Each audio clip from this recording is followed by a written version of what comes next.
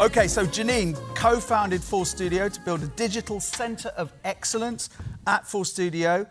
And Channel 4 was recently appointed as CEO, or co-managing director of 4 Studio. CEO or managing director? Definitely not CEO. No, but I mean that role is vacant right now. Oh, it is I don't vacant. think I'm in the running. Oh, right, okay, go for it, go for it. Also as well, Jen is a consultant and commentator, works in TV, film and digital content producers. Clients include more than 100 independent production companies, including Channel 4's emerging indie fund. Very, very good. 5 years in a row.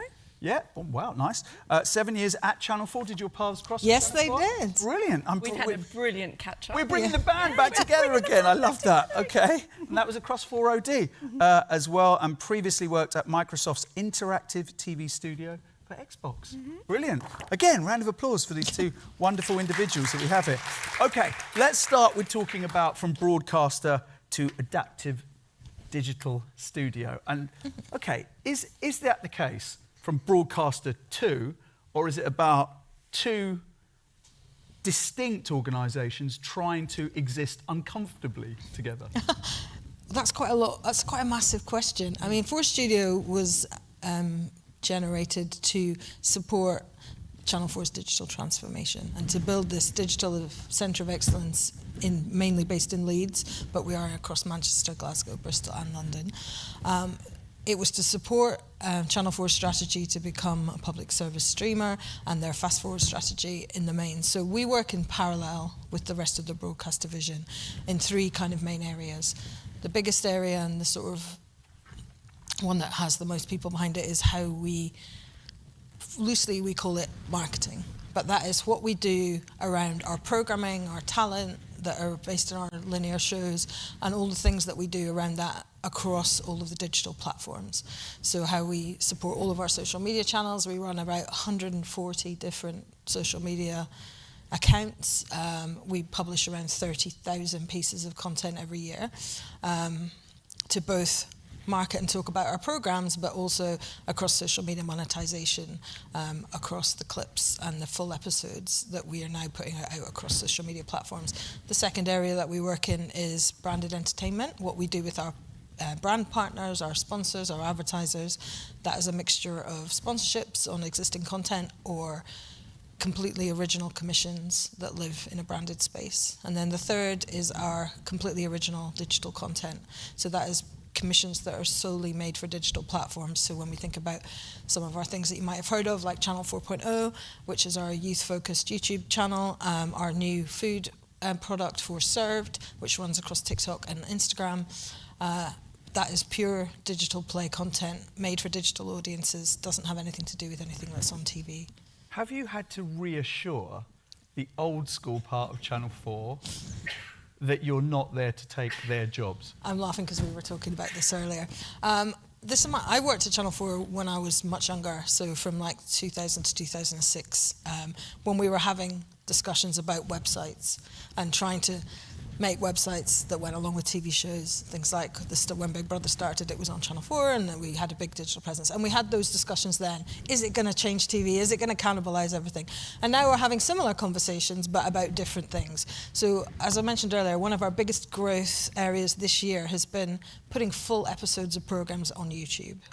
And you can imagine in a traditional broadcaster saying, we want to put all the programmes on YouTube, was a difficult conversation to have, absolutely, in some areas.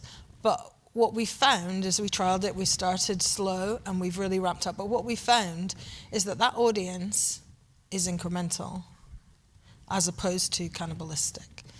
Explain what those two things mean in this context. In this context, what that means is the people that are watching our shows on YouTube probably would never have come to our player or our TV channel. If we think about when you're my age, Channel 4 is a lot more of a familiar brand to you. When we were young, it was the only kind of place you could watch cool late night TV where people swore and all of those things. And so, but younger people today have an infinite amount of choice and don't have that brand affinity.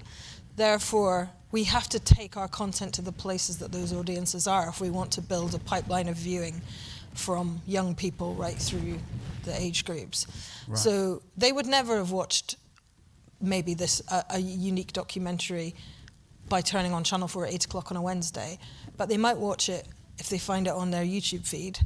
And so that audience that we're building on YouTube, younger audiences, more diverse audiences, is not people that we would ever have got to if we hadn't put our programming on the YouTube channel. So does a traditional media brand have to give up the idea that it's about reinforcing their brand? That essentially you have to give your content to the platforms that reach those audiences, and the idea that somehow that will then come back to you, that it will form a kind of bridge between YouTube and Channel 4. You kind of have to let go of that idea. I mean, I don't think they're mutually exclusive. I think, but if you look at the kind of what's happening now, Channel 4 were the first UK broadcaster to start doing that. Now we've got BBC are starting to do it. We've got large indie groups starting to think about this. It's a way of reaching new audiences. It's not the be-all and end-all, but you have to work much harder to get the audience to come to you than for you to give them the content where they already are. So I sat in the summer before I left the BBC with someone quite senior there, who said to me, you know, the strategy is to get our stuff clipped up on YouTube to bring people back to iPlayer. And I said to him, are you fucking joking? That horse has left. That's not a strategy. That is not a strategy. I mean, I'm sure that was a while ago, because I think the thinking... It was 3 months ago. Oh, really? Because I think the thinking has moved on. And also... I hope it has when in we 3 have months, to, yeah. When we have to think about... We don't control those platforms. The mystery of the algorithm, the mystery of the way... You know, YouTube aren't going to sit and tell us exactly how to pull all the levers to make our content appear in people's feeds.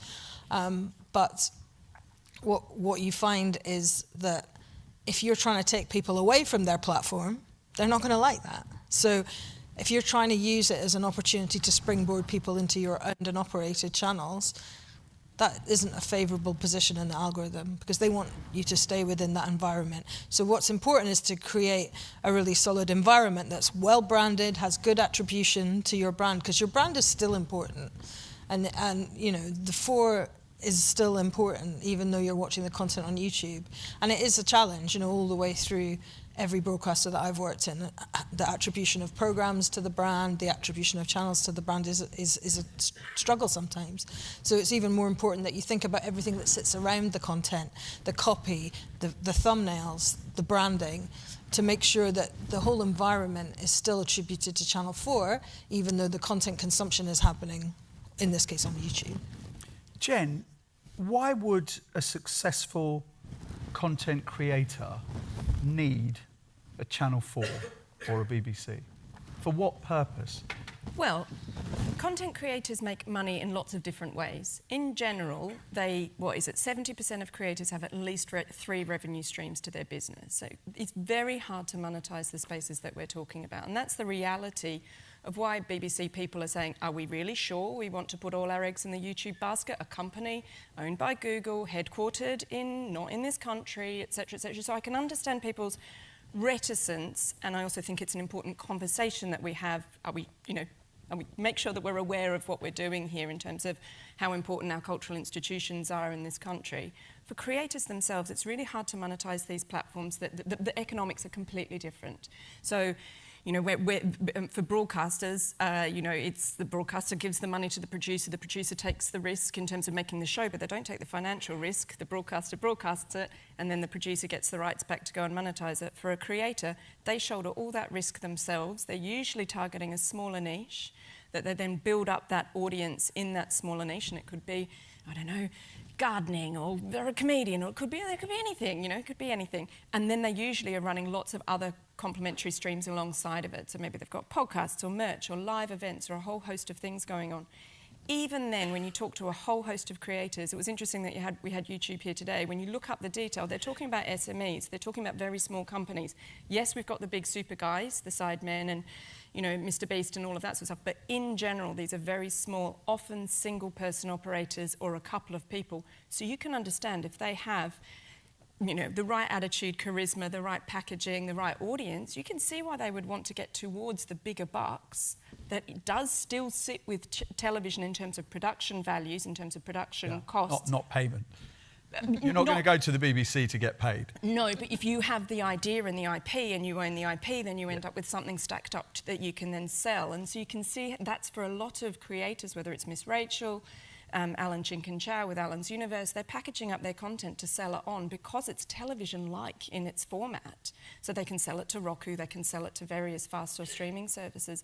So if you can get someone to help fund your creative ambition at a higher scale, which is what ultimately TV is really good at, then you can see why they would want to climb that ladder. The other thing is also about loneliness. You know, if you talk to a lot of creators, I was talking to one the other day, she's a comedian, and she just said, I just really want to be part of a writer's room or be part of something where I'm not having to do every job myself, because it can be a little bit, dare I say, lonely. And part of the joy of television is it's a really collaborative industry where lots of different people come together. It's very sociable. Everyone marries each other or shags each other.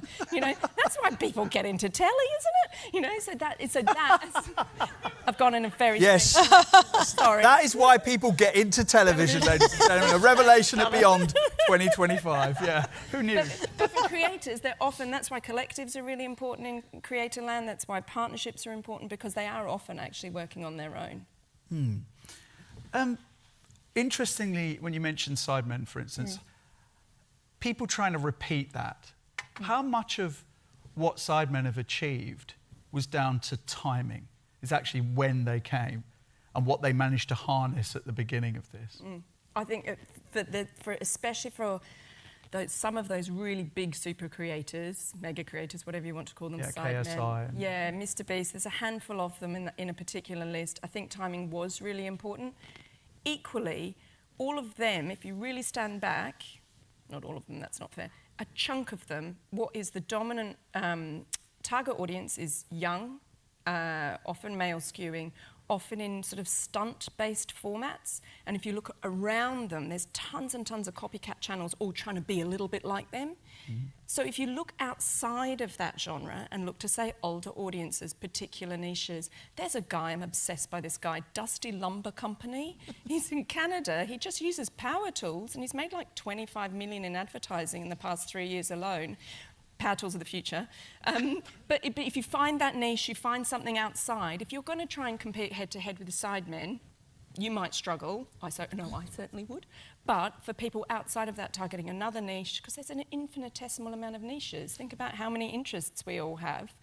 Finding a different audience, I still think there's quite a lot of scope to target different types of audiences. So it's not a timing issue. It's not like the boat has sailed, I guess is my point. Right. Okay. I think that niche thing is actually a really important point, even for people like Channel 4. When we started 4 Studio at the beginning of 2020, we had maybe 4 different sort of accounts, Channel 4, E4, More 4, Film 4. And as we've developed and our strategy has developed and we've understood more about audiences and audience behaviour, we have diversified into hundreds of niche channels. So, for example, we don't just have Channel 4 documentaries. We've got crime, blue light, all of those things. And it's because that's the way that people respond. When you get people who have found a niche and they're into, they'll sit and watch 15 of those documentaries about crime or gangsters or whatever the channel is that we've created that's specifically for them. And so niches are super important, no matter if you're a single creator in a bedroom or a large broadcaster. So I have a lot of conversations at a very high level in the music industry, which is what I consult to. And one of the things they say is often that you'll have an artist like Central C, and Central C will make a huge amount of money on his own. He doesn't need a label. Going back to this question about the economics of it, TV versus YouTube versus Instagram versus TikTok, is it a similar conversation when you go as Channel 4, as 4 Studio, and say, we can help you? They'll say, well, tell me the economics of this. Well, I mean, this is the thing. We work with creators in quite a lot of different ways at Channel 4. From right at the beginning of the journey, we have a thing that I don't know if any of you were at recently, because we held it in Manchester, called Create Your Legacy. And that is for us reaching out to smaller, newer creators and helping them through the world of expanding their universe, like what Jem was just saying. So we give them a development grant, we partner them up with a production team, who will work with them, educate them on things like duty of care, legal and compliance, the things that they will need to be across if they want to be working as part of a broadcaster's universe or a Netflix or a whoever that is that they might be working with in the future. So that's been a really interesting journey for us, and we've done that in London, we've done it in Manchester, and we learn a lot from them, they learn a lot from us, in the hope that that makes a more kind of holistic approach for them if they want to be expanding into new platforms. And then we have creators as cast within formats, programs. That's something which is very dependent on the creator. 4.0 is our new channel, newish, it's a couple of years old now, just recently hit 1 million subscribers on YouTube, and that is almost exclusively creator-fronted programming. So we have a whole range of creators that we work with on multiple different formats, 3 or 4 different productions going out every week. But that is purely building relationships with creators at all levels and working with them on formats that they are the stars of. They also have their own channels. They don't need to do that with us, but what we've created there is greater than the sum of its parts, because we've created this world of Channel 4.0, which is a new audience for Channel 4. It's a very different, much younger, and much more kind of an young urban audience, very much UK based. And that's been a really interesting journey, building those relationships, but building them over years. So not just using them for one series and then stopping, but building a relationship ongoing. And they become advocates for 4.0 and advocates for working with Channel 4. We don't stop them doing their own thing. And then we have our newest channel, which is 4 Served, which is our food channel, and for that we have partnered with food creators based all across the UK, Bradford, Birmingham, and they are almost on a retainer with us, so they come and shoot with us every single week, and we have an ongoing relationship with them. They work on essentially part of the team, being involved in the creative development, being involved in the future of that channel, and that's our relationship with them. And does that have to be unique content to Channel 4 or 4 Studio, separate completely from the content that they're creating on their own channels? It is, yeah. I mean, we do collaborations with them, right. And they sometimes will, on their channels, feature like a day in the life of being at Channel 4 Served, and we are fairly loose about that kind of stuff. It's beneficial to both of us to let them do that and use the Channel 4 IP in some ways from being part of that team and using it for their channels. But they are essentially part of the team, part of Channel 4, because we have a year-long relationship with them, or multi-year. We've only been going 6 months, so we haven't got to a year yet, right. But on that. Right. So, say, Jen, you have to be a counsellor to people that run traditional media organisations who are terrified and see essentially what's happening here as an existential threat to their futures. How do you help them sleep at night by telling them it's not an existential threat? I think it is. The reality is that YouTube wants to eat television. They want to eat they are really clear about that. So there's people went, oh, we went to MIPCOM and YouTube's everywhere, and it's like, and that's because they want the premium TV ad market. They want the ad dollars that sit with Channel 4 and ITV and Sky, because that's the high value advertising. What YouTube has is the low value advertising. But at scale, right?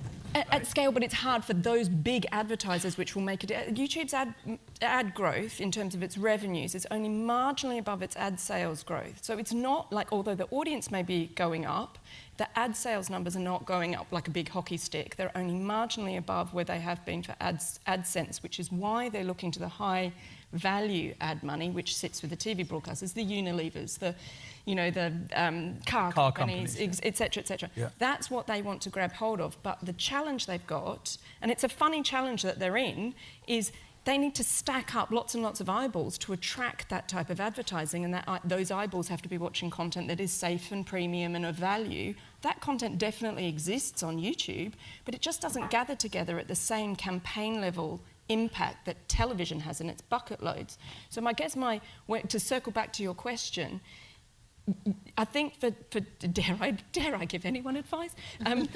It's more. You're literally a consultant. I'm literally a consultant. Oh yeah, I forgot that bit. That's definitely in the job description, I think. Jen. I think it's basically saying that there's a danger in saying we should just embrace YouTube and just go for it. Yeah. Oh dear, we're all a bit screwed over here in Teleland. But actually, television is a hugely powerful force, and it's about becoming pretty much a lot of what Channel 4 has been doing, this hybridised, multi-platform beast that can go into lots of different markets. Television, video on demand, streaming. I mean, Channel 4 first launched its streaming services back in 2006. Wow. So we listen a lot to the noise out of the America, cord-cutting, television's old, it's dying, look at them. But actually, in this country, we've had comprehensive video on demand services for 19 years. You know, it's really been quite an advanced process that TV has gone through.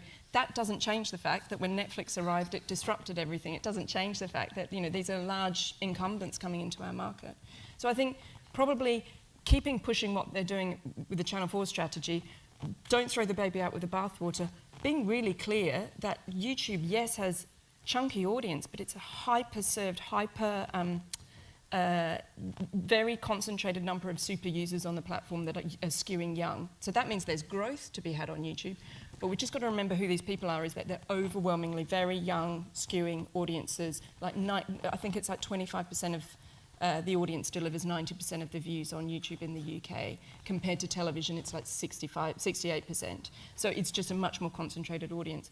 I don't think this is at all a disastrous situation for television, but I certainly don't think that you could ever, that anyone thinks that you're just going to stick in this linear with a bit of odd play. I think everyone is making this same shift to sort of a hybrid model. Indeed, all the super indies, indies of all different shapes and sizes, production companies are all moving to this hybrid model where they are working across digital, across podcasting. It's when they get to the world of having brands that are big enough that they can fill this place doing a live event, that they're recording a podcast. I think that's what you'll see in the next 2 years. How is that revolutionising the commissioning process, Janine? Because anyone who's tried to get anything commissioned at any point, especially at the BBC, you know, layers and layers of people, no one wants to make a decision, it lasts 6 months. These people who are creating content are used to thinking of an idea in the morning, by mid-morning it's out, right? And it's happening, and they're counting the views by lunchtime. Yeah, so we're somewhere in between. Yeah. We were at a conference the other week where one of the business managers from the Sidemen were on, and they said that they filmed their last series for Netflix in 7 days, edited it in 9 and delivered it. I mean, that's unheard of, right? That's unheard of in a traditional television model. Yeah. But what we have at Channel 4 is dedicated people working to a digital time frame and digital commissioners. And a lot of what they're doing is working with niche indies, small indies, first-time indies, diverse indies, geographically and in every other way. And that is giving opportunity to people with digital sensibilities and digital production skills who understand that you don't just need the brand safe and high quality product, you also need all the stuff that sits around it. So like the deliverables don't just include the video, they include the reversions and the thumbnails and the photography, and so that we can create this whole universe that's driving people to watch that. But those people are coming from with digital sensibilities, not the traditional commissioner models. We are working now with some of the linear commissioners on some of the content that sits adjacent to their TV shows. So that there's a learning process for some of them as well. But the bulk of our unique digital content is commissioned by digital specialists. Right.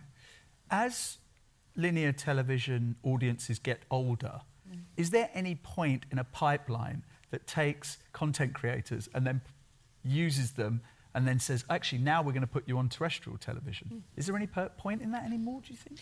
I think that, well, I think creators as talent, and we've seen that going back 20 years, you know, Joe Sugg on Strictly or whatever, it's almost like a new way of just finding the next glorious Davina McCall, or happens to be. You know, these are talented, personality-driven people. So I think what did you call it? Creators as casting? Yeah. Which is slightly different from creators as production units or production companies of their own making their shows. I can imagine them.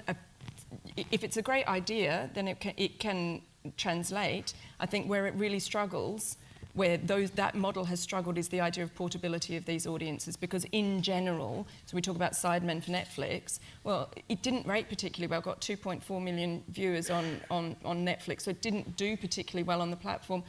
Mr. Beast, it's okay, you know, and none of these shows have actually really seismically shot through, considering some of the budget sizes. So Mr. Beast's show, Beast Games, was like 100 million. It certainly didn't do those numbers.